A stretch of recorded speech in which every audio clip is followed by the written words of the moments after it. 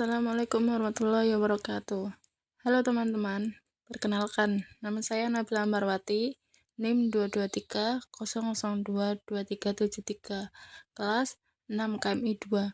Di sini, saya akan menjelaskan mata kuliah Teknologi Pendidikan dengan judul Praktik Desain Pembelajaran. Materi yang akan kita bahas, yang pertama adalah pengertian praktik desain pembelajaran.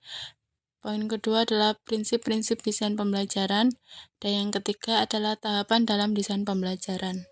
Masuk kepada pembahasan yang pertama adalah praktik desain pembelajaran. Pengertian dari desain pembelajaran adalah proses sistematis untuk menyusun dan mengembangkan program pembelajaran yang efektif dan efisien.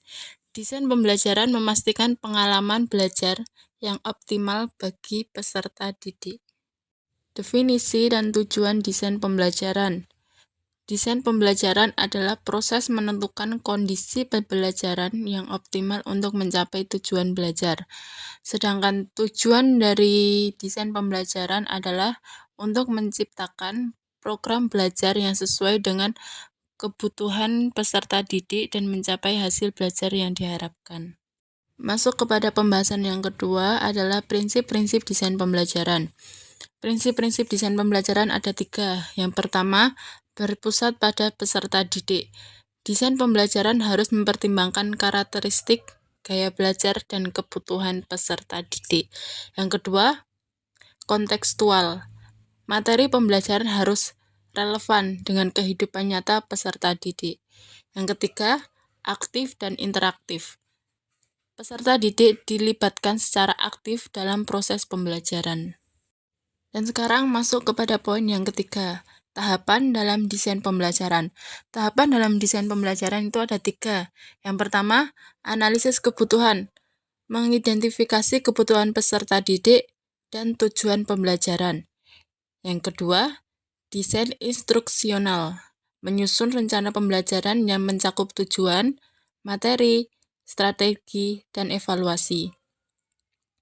Yang ketiga adalah implementasi, melaksanakan rencana pembelajaran di kelas. Evaluasi dan umpan balik dalam desain pembelajaran. Tujuan evaluasi terdapat 2. Yang pertama adalah menilai pencapaian tujuan pembelajaran. Yang kedua, mengidentifikasi kekuatan dan kelemahan program. Selanjutnya adalah jenis evaluasi. Yang pertama adalah penilaian formatif selama proses dan penilaian sumatif akhir dari proses. Yang selanjutnya adalah umpan balik.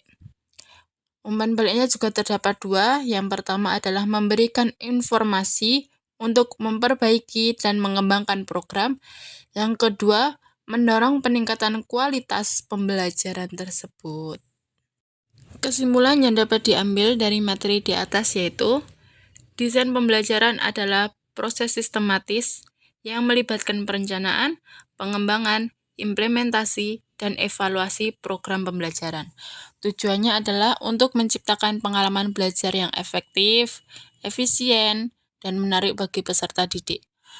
Ada beberapa kesimpulan penting dari praktik desain pembelajaran. Salah satunya adalah berpusat pada peserta didik, tujuan pembelajaran yang jelas. Sedangkan praktik desain pembelajaran yang efektif memerlukan pendekatan yang holistik dan adaptif dengan fokus pada kebutuhan peserta didik, penggunaan metode yang beragam, dan evaluasi yang terus-menerus untuk memastikan kualitas dan relevansi pembelajaran.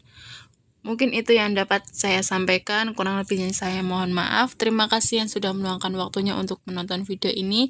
See you next di video-video berikutnya. Wassalamualaikum warahmatullahi wabarakatuh.